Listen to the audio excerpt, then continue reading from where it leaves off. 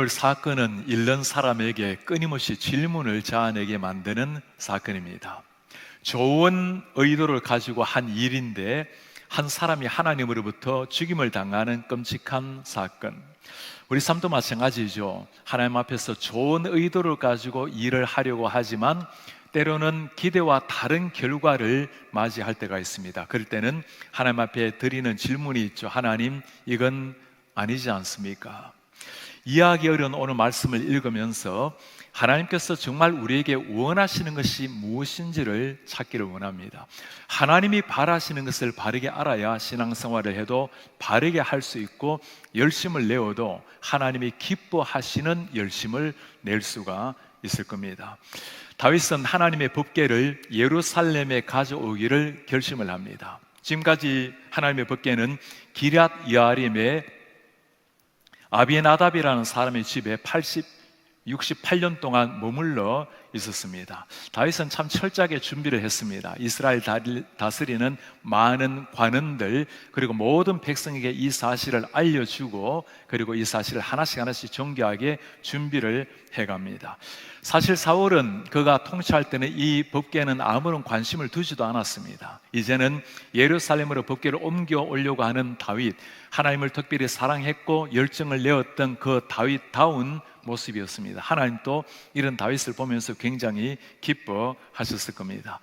법궤 운반이 시작이 되었습니다. 모든 백성은 법궤를 따라가면서 환호하면서 기뻐하고 즐거워했습니다. 준비부터 진행 과정까지 모든 게 다 순조롭게 좋게 보였습니다. 그런데 기돈이라는 곳에 도착을 했을 때가 문제였습니다. 하늘을 울릴 것 같은 모든 백성의 노래소리가 뚝 그치게 되어버립니다. 백성들의 환호가 사라지고 사람들의 모습은 마치 겨울바람에 얼어붙은 사람처럼 침묵이 흐르게 되었습니다. 무슨 일이 일어난 걸까요? 기돈 타작마당에 들어섰을 때 소들이 막 뛰고, 그 뛰는 모습에서 우사가 떨어지는 법궤를 떨어지지 않게 하려고 손을 내밀어서 법궤를 잡았습니다. 당연히 그냥 두면 안 되는 일이죠. 하나님의 법궤를 보호하기 위해서 손을 내밀어 법궤를 붙잡았는데, 오늘 그 상황에 하나님이 하시는 일은 굉장히 이해하기가 어렵습니다. 10절 말씀에 우사가 손을 펴서 궤를 붙들므로 하나님께서, 여호와께서 진노하사 치심에 그가 거기 하나님 앞에 죽으니라. 우사는 지금 여호와의 법궤를 보호하려고 손을 내밀었는데, 그 사건이 하나님이 진노하게 하셨고 하나님이 그를 치셔서 그 자리에서 죽는 사건입니다. 하나님의 궤를 떨어지는 것에서 보호하려고 손을 내밀었다면 잘한 일이고 하나님도 칭찬하실 일인데 왜 이렇게 저주를 받아서 죽임을 당하게 되었을까요? 이 말씀은 하나님으로부터 우리가 하나님께 물어보고 싶은 심정입니다. 주님, 이러시면 안 되는 것 아닙니까? 그 우사의 마음을 주님이 아시지 않습니까? 오늘 이 사건을 바라보는 데는 두 가지의 시선이 필요되어질 겁니다. 하나는 사람의 눈으로 이 본문을 읽어내는 해석입니다. 인본주의적 해석이라고 말하죠. 다른 하나는 하나님께서 이 상황을 어떻게 이해하시는가, 보고 계시는가, 신본주의적인 눈, 신본주의적인 해석이 필요합니다. 사람의 눈으로 오늘 본문을 이해하게 되면 우리에게는 의문이 생기고 불만이 생길 수도 있습니다. 하나님의 눈으로 이 본문을 읽어야 하나님의 진심, 성경에 말씀하자고 하는 진짜 그 의미를 깨닫게 되는 겁니다. 오늘 법궤를 옮기는 데는 세 사람이 등장을 합니다. 법궤를 68년 동안 모셨던 아비나답이 나오고, 그의 아들 우사, 법궤를 손으로 만지다가 죽었던 우사가 나오고, 그리고 처음부터 끝까지 계획했던 다윗의 모습이 나옵니다. 세 사람 모두가 의도는 좋았어요. 하나님 앞에 바르게 하려고 했던 일이었습니다. 그러나 세 사람 모두의 가장 근본적인 문제는 의도는 선했을지라도 그것이 하나님이 원하시는 방법, 하나님이 원하시는 방향이 아니었습니다. 먼저 우리 아비나답이 어떤 사람인지 한번 살펴보기를 원합니다. 그의 집에 68년 동안 법궤를 모신 일, 그것은 참으로 귀하게 잘한 일이었습니다. 놀라운 것은 68년 동안 법궤를 모셨는데도 아비나답이 하나님의 아무런 복을 받았다라는 소식이 나와 있지 않습니다. 오늘 14절에 보면 오벳 에돔은 이 법궤를 3개월 동안 집에 모셨는데도 하나님이 그의 집과 그의 가족들에게 놀라운 은혜를 주셨다라는 말씀을 대조시키고 있습니다. 하나님의 법궤란 하나님의 영적 임재의 상징인데, 하나님이 함께 하시면 당연히 그 축복의 강물이 흘러야 될 텐데, 이상하게 성경은 아무것도 기록을 해놓지 않고 있습니다. 오히려 그의 아들 우사가 어떤 일이 일어나죠? 법궤를 손으로 잡았다가 죽임을 당하는 끔찍한 일이 일어납니다. 하나님 앞에서 축복을 받아야 될 가정에 오히려 아들이 죽임을 당하는 사건, 법궤로 말미암아 오히려 저주가 된 아픈 일이었습니다. 아비나답의 문제가 무엇이었을까요? 처음에 법궤가 그의 집에 들어왔을 때는 경외하는 마음으로 법궤를 보았을 겁니다. 그렇게 하루 이틀이 지나가고 1년, 2년, 10년이 지나가면서 점점 법궤가 평범한 하나의 궤짝으로 보이기 시작을 하는 겁니다. 경외감이 사라지고 나니까 하나님을 향한 진정한 법궤의 영광스러움도 사라져버리고 말았던 겁니다. 더 큰 문제가 무엇일까요? 자녀들에게 이 법궤가 어떤 의미인지, 이 법궤가 하나님의 그 영광스러운 임재를 어떻게 나타내고 있는지 그 올바른 신앙 교육을 하지를 않았다는 겁니다. 그로 말미암아 결국에 아들을 잃게 되는 아픔까지 겪게 되는 겁니다. 법궤라는 것이 무엇일까요? 법궤는 하나님의 율법과 하나님의 성품을 보여주는 상징물이었습니다. 그 법궤 안에 무엇이 있는지를 살펴보면 법궤가 무엇인지를 잘 깨달을 수가 있죠.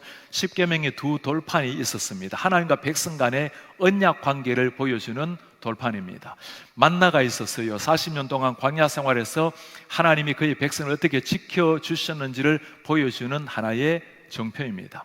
아론의 쌍난 지팡이를 곳에 모셨습니다. 하나님이 일으키신 기적의 사건, 백성들을 두 손으로 축복하시고 기적으로 이끌고 계시는 하나님이 누구신지 보여주는 것, 하나님의 그 궤를 바라볼 때마다 이스라엘 역사에 행하신 하나님, 그들의 주인이 되시는 하나님을 경외하는 것이 그것의 목적이었습니다.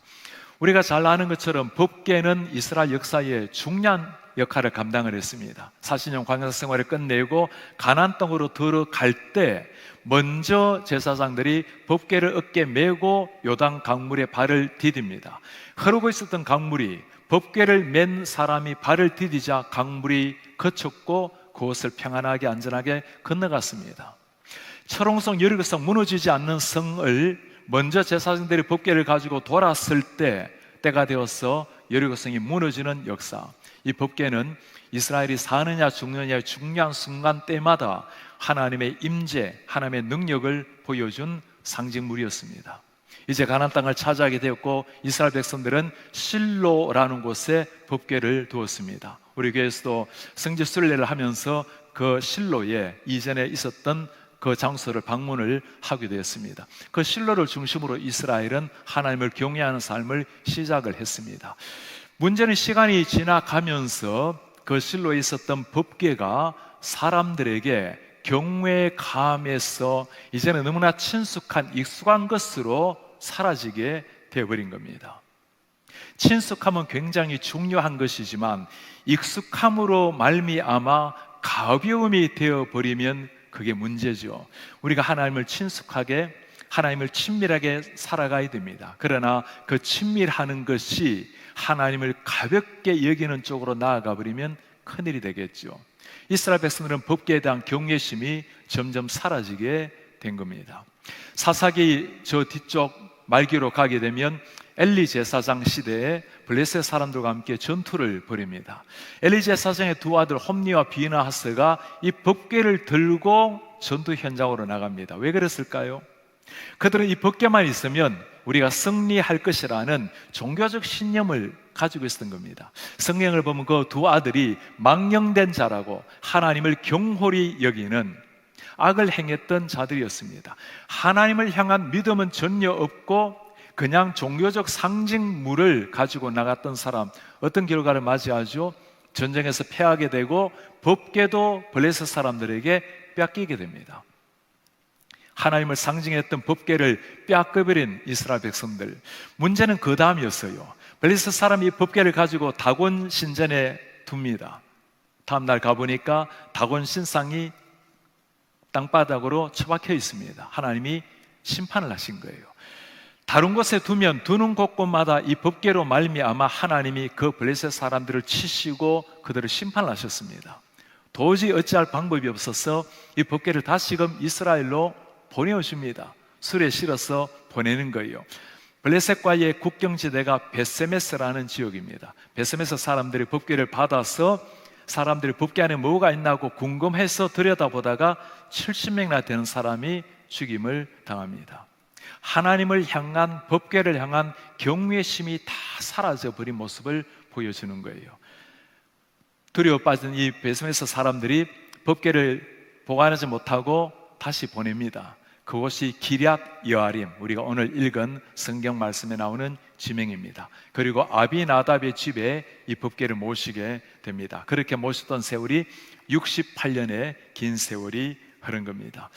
이 법궤를 모신다라는 것은 하나님을 모시는 것, 이스라엘 백성들에게 함께 해오셨던 하나님의 영적 임재를 체험한다라는 겁니다. 그러나 오늘 아비나답도 그의 가족도 시간이 지나가면서 하나님의 임재, 하나님을 향한 경외감을 상실해버린 상황이 되어버린 겁니다. 우리도 다 마찬가지죠. 하나님을 믿고 살고 하나님의 은혜를 체험하고 살아가지만, 그러나 시간이 지나가다 보면 창조주에 대한 감격, 구원자에 대한 그 기쁨이 사라져버리고, 하나님이란 이름이 친숙한 건 좋지만 어쩌면 그 익숙함으로 말미암아 가볍게 여기는 이런 사람이 있지는 않은지. 창조주 하나님을 모신다라는 것은 왕의 대통령의 아들이 되는 것보다 훨씬 더 귀한 일인데 그 감격을 정말 누리고 있는지를 물어봐야 할 것입니다. 오늘 우리는 하나님 앞에 예배자로 하나님 앞에 나왔습니다. 하나님을 예배한다는 게 어떤 의미일까요? 예배할 수 없는 자들이, 하나님 앞에 도저히 설 수 없는 자들이 하나님의 그 크신 은혜와 그 크신 자비하심, 사랑으로 우리 하나님 앞에 초청을 받은 겁니다. 예배하는 일은 너무나 귀한 일이지만, 그것은 하나님의 영광으로 들어가는 일이지만, 정말 내 마음이 하나님 앞에 전적으로 드리고 몰두하는지를 물어보아야 될 때입니다. 그 하나님의 영적 임재를 누리고 예배당 문을 나서는 성도님들을 보면 너무나 감사하는 마음이에요. 그러나 하나님을 똑같이 예배하지만 그 감격을 깨닫지 못하고 나가는 사람이 있으면 참 우리도 안타깝지만 지켜보시는 하나님도 안타깝게 생각을 하실 겁니다. 아비나답, 그를 보면서 또 한 가지 생각이 드는 것은 자식 교육에 대한 실패입니다. 68년 동안 그렇게 집에서 하나님의 궤를 모셨다면 그 자녀들에게 이 하나님의 궤가 어떤 의미인지, 우리가 궤를 모심으로 말미암아 얼마나 영광스러운 일인지, 어떻게 궤를 대해야 될지를 신앙교육을 시켰어야 되는데, 그러나 68년 동안 지나왔지만 자녀들에게 궤의 의미를 진실로 설명해 주지는 못했습니다. 오늘 이 궤를 손으로 잡아서 죽은 사람, 그의 아들 우사였습니다. 우리 부모님들이 이 말씀을 깊이 새기면서 물어봐야 할 것입니다. 어떤 사람은 아비나답처럼 하나님의 궤를, 하나님을 68년을 모시고도 신앙을 전수하지 못하는 부모가 있습니다. 어떤 부모님은 3년 동안, 아니 3개월 동안 잠시 법궤를 모셨지만, 그러나 자녀들에게 철저하게 하나님의 말씀으로 그들을 세운 가정도 있는 겁니다.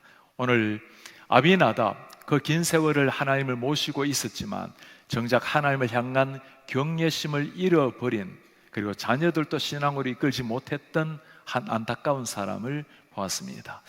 두 번째 나오는 사람은 오늘 법궤를 옮기다가 손으로 잡아서 죽임을 당한 우사가 등장합니다.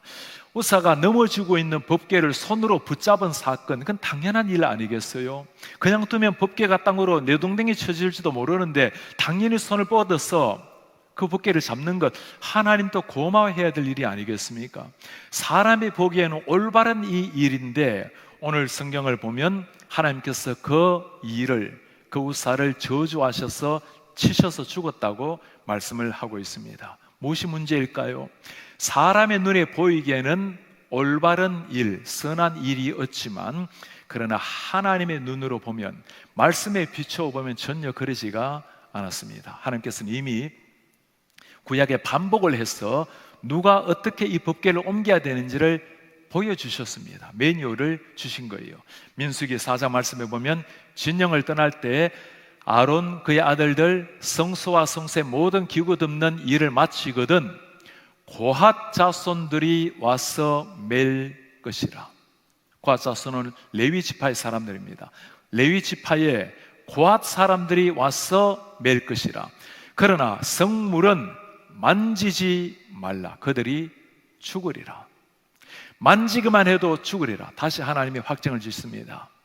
이것들은 고핫 자손이 맬 것이며, 하나님께서 반복해서 고핫 자손이 이 하나님의 궤를 맬 것을 설명을 해 놓은 겁니다. 신명기 말씀에도 마찬가지입니다. 그때 여호와께서 레위 지파를 구별하여 여호와의 언약궤를 매게 하여 여호와 앞에서 그를 섬기며, 하나님께서는 레위 지파를 구별해서 세워서 그들로 하여금 하나님의 언약궤를 매게 하신 겁니다.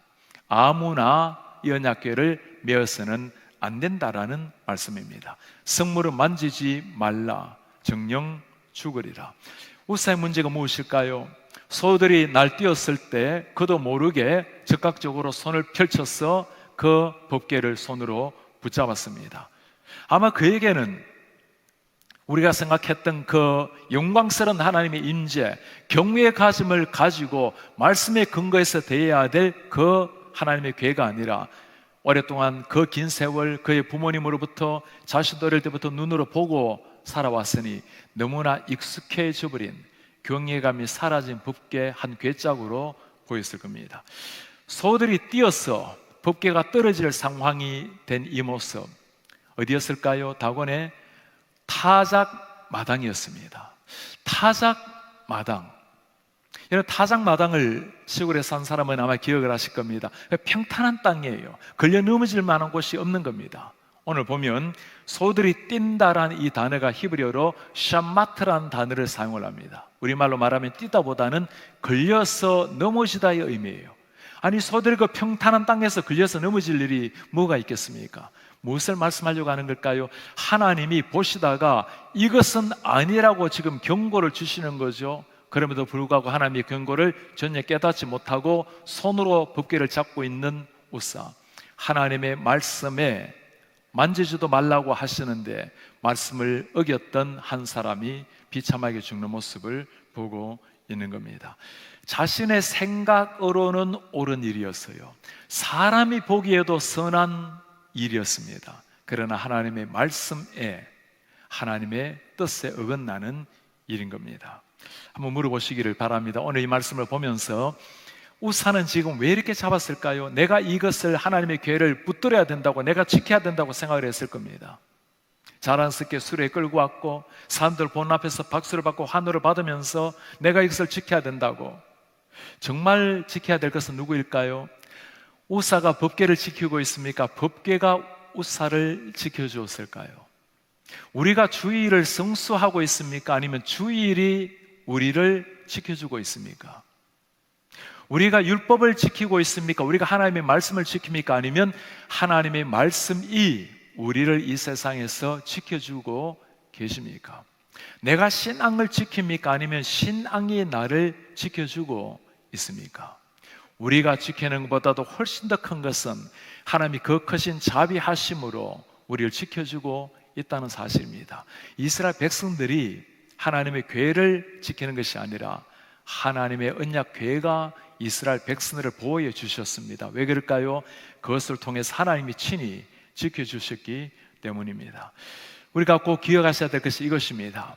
우리 눈에 최선일지라도 하나님이 원하시는지를 물어보셔야 됩니다.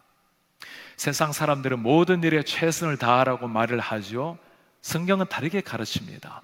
하나님이 기뻐하시는 일, 하나님의 뜻에 맞도록 최선을 다하라. 하나님의 뜻이 맞지 않으면 최선을 다할수록 하나님의 뜻에서 멀어져 갈 뿐인 겁니다.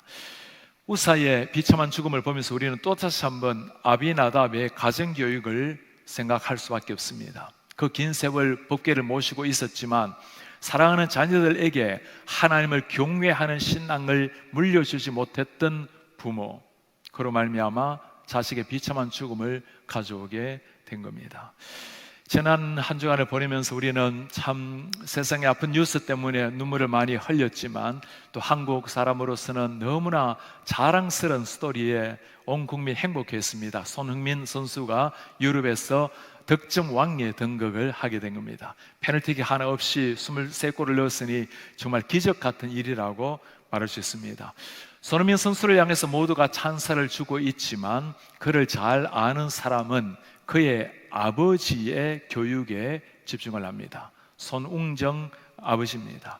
그가 지난해 쓴 책이 하나 있습니다. 모든 것은 기본에서 시작된다. 지난해 10월에 책을 쓰는데 제가 그 책을 손에 쥐고는 그 자리에서 꼼짝도 아니하고 끝까지 다 읽게 되었습니다. 읽을 정도가 아니라 밑줄을 다 긋고는 그리고 컴퓨터에다가 그 중요한 메시지를 하나 다 받아 썼어요. 정말 한 사람의 책이었지만 참 많은 울림이 있는 가르침이었습니다.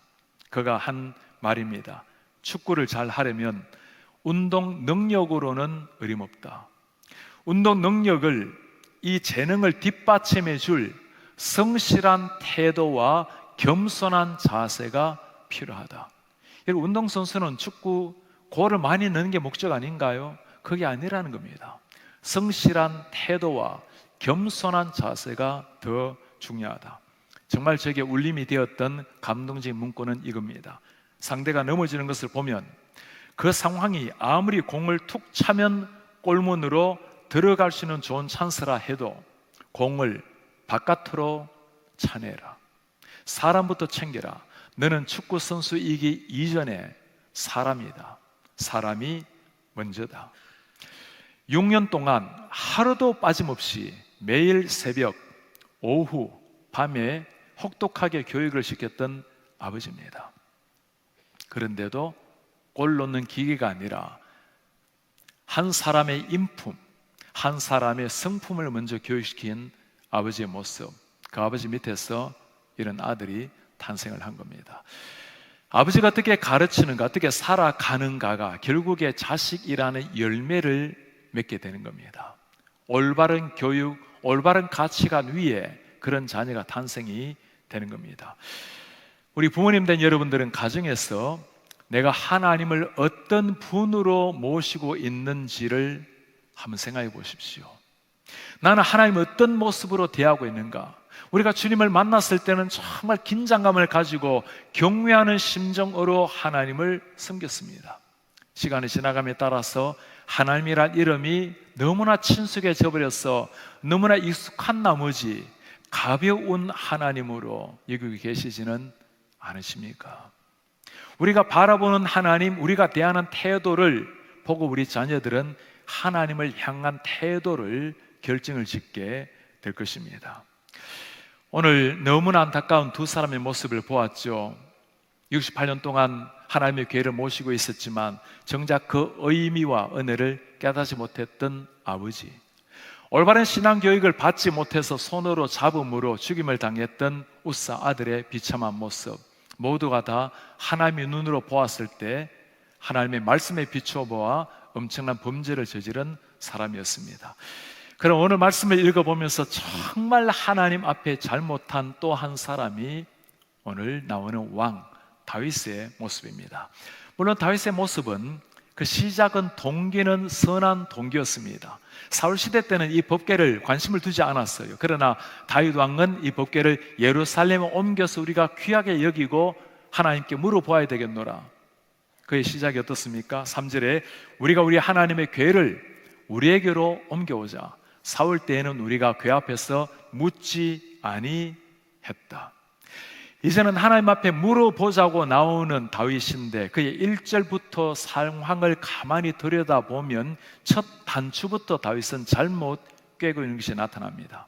1절에 보면 천부장, 백부장, 모든 군사 지도자들을 다 모았어요. 그들에게 이 사실을 알립니다. 여러분, 지도자들과 의논하는 것은 필요하지만 지금 다윗이 하나님께 묻기 위해서 법궤를 가져오는데 정작 하나님 앞에서는 전혀 물어보지 않는, 영적 지도자들에게는 한마디 물어보지 않는 이런 엄청난 우를 범하고 있는 겁니다. 다윗의 평소 때 삶을 여러분 기억납니까? 전쟁할 때마다 다윗이 묻습니다. 치러 갈까요? 하나님이 가라고 하시면 올라갑니다. 하나님이 올라가지 마라고 하면 아무리 이길 수 있는 상황에도 멈추는 것이 다윗이었습니다. 이런 다윗을 두고 성경이 뭐라고 말하죠? 다윗이 어디를 가든지 여호와께서 그를 이기게 하시니라. 그럼 오늘 결정적인 순간에 하나님의 뜻을 묻지 않았던 다윗, 아마도 그는 이제 왕이 되어서 많은 백성을 하나로 묶기를 원했을 겁니다. 하나님의 궤라는 것을 가지고 온 백성이 하나 되기를 원했던 왕의 통치를 위해서 그것을 사용하려고 했을지도 모릅니다. 우리의 신앙은 미리 결정을 해놓고 하나님의 축복을 기다려서는 안 되는 겁니다. 하나님이 원하시는 그 일을 해야 하나님의 은혜가 임하게 되는 거죠. 다윗은 결정을 하고 난 다음에 일사불란하게 움직였습니다. 나라의 모든 지도자들을 다 모으고 온 나라 백성들 3만 명이나 된 사람들을 다 불러 모았습니다. 그리고 법궤를 따라서 사람들이 따라가면서 노래하며 환호를 했습니다. 8절에 말씀을 합니다. 다윗과 이스라엘 온 무리는 하나님 앞에서 힘을 다하여 뛰놀며 노래하며 수금, 비파, 소고, 제금, 나팔로 연주하니라. 사람의 눈에는 완벽한 모습이었습니다. 다윗과 지도자들과 모든 백성이 하나가 되어서 기뻐하며 춤추는 이 모습, 사람의 눈에는 완벽한 모습인데, 그러나 하나님의 눈으로 한번 들여다보세요. 말씀의 눈으로 이 본문을 한번 다시 보시길 바랍니다. 다윗은 결정적인 두 가지 실수를 하고 있는 겁니다. 레위 지파를 구별해서 여호와의 언약궤를 매게 했지만, 지금 언약궤를 메고 있는 사람이 누굽니까? 레위 지파가 아니라 아비나답의 아들 우사와 아히오였습니다. 또 하나의 심각한 문제가 무엇일까요? 법궤를 메는 것은 레위 지파가 해야 될 일인데, 지금 법궤를 메고 있는 것은 레위 지파가 아니라 평범한 한 가정의 아들이었습니다. 그리고 이 레위 지파가 어깨에 메고 와야 될 하나님의 궤를 수레에 싣고 서로 하여금 끌게 한 겁니다. 하나님이 그토록 말씀을 하시는데 그 말씀을 전혀 시행하지 못하고 있는 이런 다윗의 모습, 다윗의 그 마음이 순수하지 않은 것은 아니죠. 새 수레라고 본문에 나옵니다. 아마도 아무도 사용하지 않았던 새로운 수레를 특별히 만들어서 아마도 찬란한 금으로 치장을 했을지도 모르겠어요. 다윗의 마음은 참으로 귀했지만, 그러나 하나님의 말씀대로 뜻대로가 아니었던 겁니다. 여러분, 소들로 하여금 끌게 만든 게 누가 한 일이죠? 블레셋 사람이 이 궤를 돌려보낼 때 그들이 사용했던 방법이었습니다. 이 상황을 보면서 3만 명을 동원하는 것보다, 그 수많은 사람이 하나님을 찬양하는 아름다운 악기보다도 하나님이 원하시는 것은 하나님의 말씀대로, 하나님의 방법대로 행하시는 일이었습니다. 아비나답과 우사와 다윗의 범죄는 성격이 달라요. 그들은 신앙교육을 받지 못해서 하나님 앞에 경외심을 잃어버려서 일어난 일이지만, 그러나 한 나라의 왕이 하나님의 말씀을 바르게 숨기지 못했을 때는 한 나라 백성이 하나님을 향한 경외심, 영광을 잃어버리는 엄청난 사건이었습니다. 우사는 그렇게 참 안타깝게도 법궤를 잡음으로 그 자리에서 죽임을 당했습니다. 이 정도 되면 다윗이 그 모든 민중들의, 군중들의 환호 소리도 다 사라지고 침묵이 흐르는 그 순간, 그럼 다윗이 정신을 차려야 되겠죠. 내가 이것이 아니었구나. 회개하고 나아가야 될 다윗이 어떻게 반응을 합니까? 여호와께서 우사의 몸을 찢으셨으므로 다윗이 노하여 그곳을 베레스 우사라 부르니 그 이름이 오늘까지 이르니라. 다윗이 노하여, 지금 다윗이 노해야 될 때가 아니죠. 하나님 앞에 나아가서 무릎을 꿇고 눈물로 회개를 해야 될 이 다윗이 분노하고 있는 이런 모습, 모든 것이 완벽하게 준비가 되었습니다. 사람의 눈에 보면 아비나답도 우사도 다윗도 다 잘한 일이에요. 그러나 하나님의 눈으로 보면 말씀대로가 아니었습니다. 하나님이 원하시는 대로가 아닌 거예요. 신앙생활 가운데 이럴 때가 왜 없겠습니까? 우리가 하나님을 하나님답게 모시는 것이 어떤 것이죠? 세상에서 내가 기독교인이라고 밝히는 것, 요즘 같은 세상에 참 쉽지 않은 일입니다. 식사를 하면서 사람들은 눈이 있지만 그러나 조용히 하나님 앞에 감사의 기도를 드리는 것 다 귀한 일입니다. 정기적으로 주님 앞에 예배 참석을 하고 신앙생활하는 것 다 귀한 일입니다. 그러나 하나님이 더 원하시는 것은 평소의 삶에서 하나님 말씀 앞에 살아가고 있는가? 오늘 휴일을 맞이했지만 이렇게 주님 앞에 예배하러 나온 우리 사랑하는 성도님들 얼마나 귀한 일이겠어요. 하나님이 다 지켜보고 기뻐하십니다. 그러나 정말 하나님 앞에 드리는 가장 중요한 예배가 어떤 것일까요? 은혜로운 찬송, 하나님 앞에 정성껏 준비한 헌금, 사랑하는 교우들과의 교제, 편안하게 차를 댈 수 있는 주차장 다 귀한 일입니다. 그러나 아무리 은혜로운 설교라 하더라도 결코 대체할 수 없는 것이 있어요. 우리 한 사람 한 사람이 하나님을 진실한 마음으로 예배하는, 내가 나를 예배자로 불러주신 하나님 앞에 모든 것을 다 드려서 예배하는 나 한 사람의 자세, 어떤 것도 대체할 수가 없는 겁니다. 오늘 우사의 죽음으로 이스라엘 백성들이 두려워 떨기를 시작을 합니다. 누가 감히 그 법궤 손이라도 되겠습니까? 오벳 에돔이라는 사람이 나와서 그 법궤를 집으로 가져갑니다. 그 집에 어떤 일이 일어났을까요? 오늘 14절에 주님이 말씀합니다. 하나님의 궤가 오벳 에돔의 집에서 그의 가족과 함께 석 달을 있으니라. 여호와께서 오벳 에돔의 집과 그의 모든 소유에 복을 내리셨더라.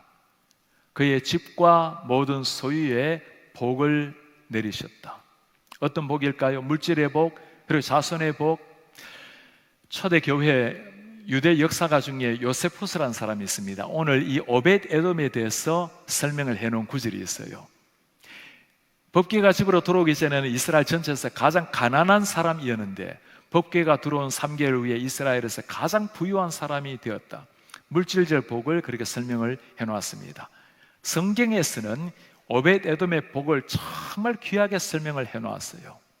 그 오벳 에돔과 그의 자손들이 여호와의 집에 문지기로, 성전의 문지기로 생활했다고 나와 있습니다. 다윗의 고백이 기억납니까? 내가 왕궁에 사는 것보다 내 아버지 집에 문지기로 있는 것이 더 좋습니다. 그리고 그 오벳 에돔의 자손들 62명을 다 이름을 기록을 하면서 하나님께서 그들을 평생에 영원히 기억하도록 성경의 이름을 기록해 놓은 겁니다. 제가 그 사람 이름 하나를 다 불러주고 싶은 그런 심정이에요. 얼마나 하나님이 그들을 축복을 하시는지. 오늘 우리는 하나님 앞에서 참 비통스럽게 안타깝게 생명을 잃었던 우사의 스토리를 읽었습니다. 아버지도 그 신앙을 물려주지 못했고 근본적으로 하나님 앞에서 올바른 신앙으로 말씀으로 살아내지 못했던 다윗의 안타까운 모습도 보았습니다. 아마도 다윗은 법궤를 통해서 온 이스라엘 백성들을 하나로 묶으려고 했을 겁니다. 이제 통치를 시작하면서 백성들의 마음을 하나님께로 모으고 하나로 묶기를 원했던 다윗, 하나님께서 이런 다윗을 좀 더 잘 세워주셨으면 얼마나 좋으실까라는 그런 아쉬운 마음도 들어요. 이게 사람의 눈에 보인 오늘 말씀입니다. 그러나 하나님의 눈으로 이 모습을 다시 한번 이 본문을 읽어보시길 바랍니다. 하나님이 이 사건을 통해서 정말 바라시는 것이 무엇일까요? 하나님에 대한 경외감을 잃어버린 이 백성들, 그들이 이 사건으로 말미암아 정말 하나님을 경외하기를 원하셨던 우리 하나님, 이스라엘 백성들 하나님을 경외하게 되었습니다. 다윗에게 무엇을 말해주려고 할까요? 백성을 올바르게 통치하는 것은 군사력, 정치력이 아니라 하나님의 말씀 앞에 서는 것이 진짜 왕이 갖춰야 될 모습이라는 것, 그것이 지금 다윗에게 교훈하고 있지 않습니까?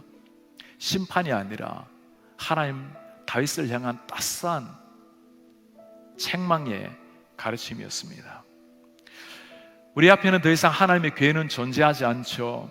그러나 이 시대 우리가 늘 곁에 모시고 있는 하나님 괴는 어떤 것일까요? 십계명, 말씀이 되어 이 땅에 오신 우리 주 예수 그리스도, 우리와 함께 하시는 주님이십니다. 만나, 이제는 하늘에서 영원한 생명의 떡으로 오신 예수님을 우리는 모시고 살아갑니다.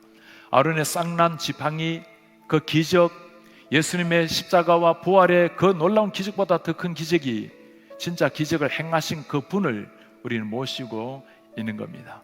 그 예수님이 우리를 위해서 하신 일이 무엇일까요? 우사가 한 번 법궤를 만짐으로 말미암아 그는 죽임을 당했습니다. 율법을 어겼기 때문입니다. 우리는 주님의 말씀에 가만히 비춰보면 늘 율법을 어기는 자들 아닙니까? 몇 번이나 심판을 받고 몇 번이나 주고 마땅할 우리인지 모르겠어요. 우리 하나님 하신 일이 뭡니까? 이런 우리를 위해서 우리 예수님을 보내시고 우리가 받아야 될 심판을 대신해서 당신의 아들이 심판을 받게 하신 겁니다. 우리가 어떤 존재입니까? 그 주님의 은혜로 말미암아 이제는 영원한 생명을 가지고 그 주님의 하나님의 법궤 예수 그리스도와 함께 살아가는 자들이 된 것입니다. 최선을 다하는 것 아름다운 일입니다. 좋은 계획을 세우는 것 필요한 일입니다. 그러나 하나님의 말씀의 거울에 비추어 볼 때 그때 하나님이 정말 원하시는 것이 무엇인지가 나타납니다. 매 순간 하나님의 말씀의 거울 앞에서 하나님의 뜻을 이루어 드림으로 우리 하나님을 정말 기쁘시게 만드는 이런 하나님의 사람들 되시기를 주의 이름으로 축복합니다.